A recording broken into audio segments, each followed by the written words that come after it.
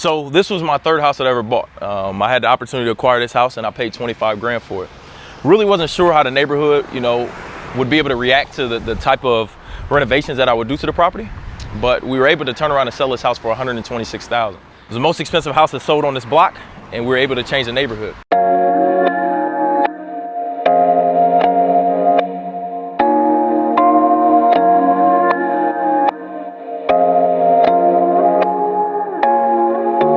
Whoa. Stop the episode. Before we get into that, let's tell them how we got here. It's more to the story than that. Hold on, come with me. My name's Cammack. I'm born and raised in Fort Wayne, Indiana, 26 years old. I'm a real estate investor, developer. I finally want to be able to share this content. I want to be able to put it out. 99% of the world has no idea that I'm this heavy into real estate. It's the difference between owning one house and owning several. I don't want this to be what Chris has been up to. I want to be able to have people feel comfortable to reach out, because I did this from nothing. And be able to ask the questions of, how do I do this? Where do I get started? What are the things to look for?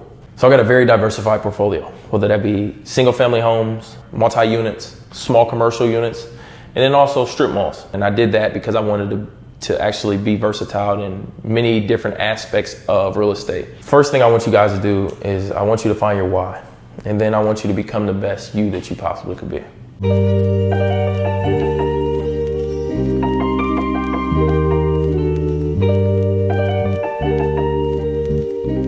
I want to walk you guys through the property that I bought for 25 grand, turn around and sold for 126,000 one day on the market. And they actually pay more than my asking price. But it goes to speak for the type of work that we do. We take our time, we go above and beyond for the client, and we put finishes that you typically don't see necessarily on this side of town. But I wanted people to make sure that they felt like it was their home and not their house.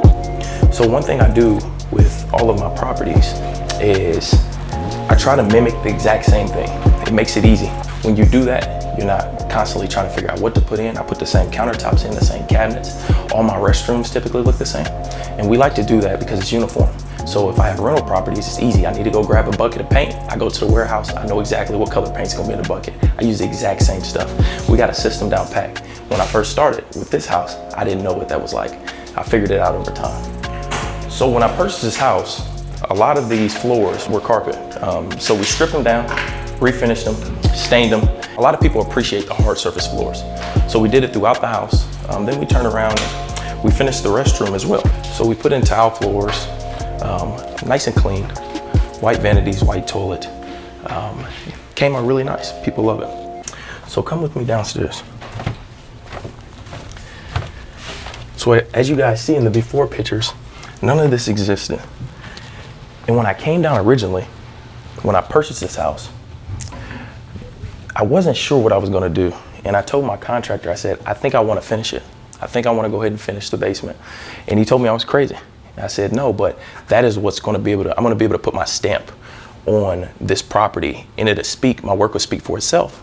Yes, it's gonna cost me a little bit more, but I wanted to use this as kind of like my poster child to be able to show my work. They got this lumber delivered, man.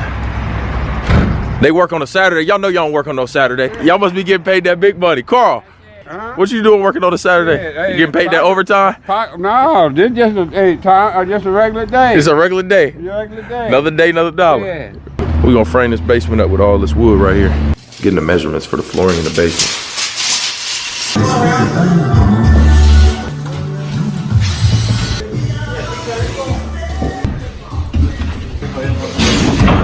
So we can light it on the entire basement. We also put speakers in the ceilings. We wired for a projector.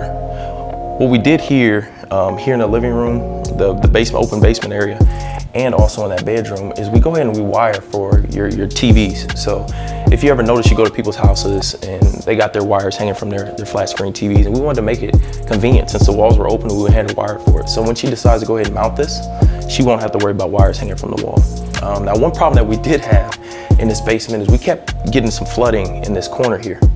And I didn't want to finish the basement without, it being completely dry. So a project that should have took us 45 days actually took us about 3 months. And a lot of it was because we let the basement sit empty until we could figure out what was going on. So what we ended up finding out is there was a lot of groundwater coming up. So you got your first sunk pit here in this utility room, but we needed to put another sunk pit here to get a lot of that groundwater that was coming up in the corner. I had never experienced this before. I'm freaking out. My contractor's trying to keep me calm, like, Chris, it's gonna be okay, it'll all work out. But we ended up having to put a second sunk pit here. That got the basement completely dry. I was scared to death because I was like, man, maybe he was right. Maybe I shouldn't have finished it. But when I purchased this house, this was actually the restroom, this little closet here. There was a shower head coming from here. There was a little small vanity here and a toilet. You could literally sit on the toilet, brush your teeth, and take a shower all at the same time. It was so small. But what I did is I took this room here, made that my utility room, and then went on to make this my restroom. So this is the shower. That's the finishes of that room as well. It came out really nice. And then this is the final room. This room here, you could see. You really can't classify it as a bedroom, but I had a tough time trying to decide if I wanted to put in an egress window.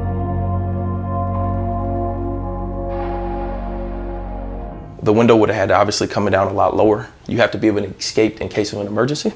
And I couldn't really see the ROI on putting the extra money into putting the egress window in. So I decided to just finish it. I couldn't sell it as a 4-bedroom. I had to sell it as a 3-bedroom. And then ultimately, if they wanted to use this room as a bedroom, they could. She loved it. Again, she told me when she walked through, it was actually a very emotional closing. She started, crying a little bit and just saying, you just don't know how much you're really changing people and impacting people's lives with the type of finishes. Again, it's not a house, this is my home. She said that she walked through 10 plus houses. And then when she walked in here, immediately she knew it was her home. And that's the type of impact that I want to make. So that's why I go above and beyond on my finishes. And this is just, again, this was my poster child. I wanted people to be able to see the before and after and be like, wow, how did he see that? How did they, complete it and it looked that good?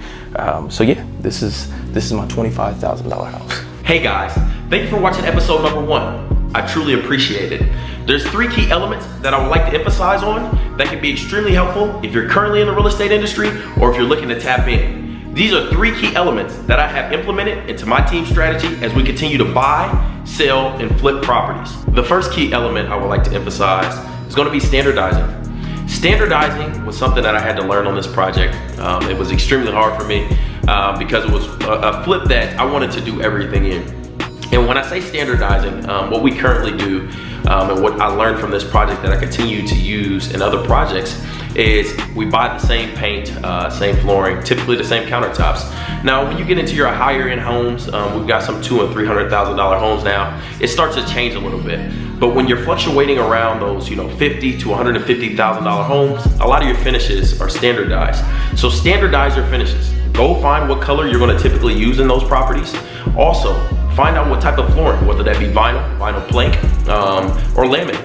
You just standardize whatever material you're gonna use and continue to use it. We use the same light fixtures, we use the same wall outlets, we use the same everything, okay? So when we go to our warehouse and we're working on a particular project, 9 times out of 10, we do not have to worry about getting material because we keep it warehoused. Or if you do not warehouse material, it's just a run of Menards and any of your guys know what to grab because everything is standardized. And the second thing is adversity. What do you do when you're faced with adversity? You can always try to plan everything out, but it doesn't always work that way. And a prime example was this project. We thought we had it all figured out. Everything was budgeted for. And then we got hit with the basement not drying. We got hit with, Chris, you should add the egress window. You got hit with oh, well, I don't know if we should finish the basement. All these things were adversity, but I fought through them, okay? What do you do when you hit adversity? Everything is not gonna be planned out, but you have to be comfortable with being uncomfortable. And that's when I function the best. So when you hit a little bit of adversity, work through it, take notes, so you do not make the same mistakes twice. Take adversity as an opportunity to learn. And my third key takeaway and final is why. Why real estate? Find your purpose, whether that be family, financial freedom, generational wealth, or you just want a second means of income. There's nothing wrong with any of the things that I've mentioned. But what I would tell you is until you know your purpose, and if you're chasing a dollar and you don't have a why, there is no end game here. The easiest thing for you to do is become the best you before you get into real estate, and then also know your why, know your purpose, and have it planned out, but just know everything's not gonna go the way you have it planned. And that is okay. It can only go up from there as long as you're learning as you're going along. But if you can have your purpose and your why figured out prior to getting into real estate, I promise you, you will blow me out of the water. I did this without any knowledge because I knew my why and I knew my purpose. And I was the best Chris when I jumped in. So be the best you and the world is yours. I'll see you guys on the next episode. Let's go.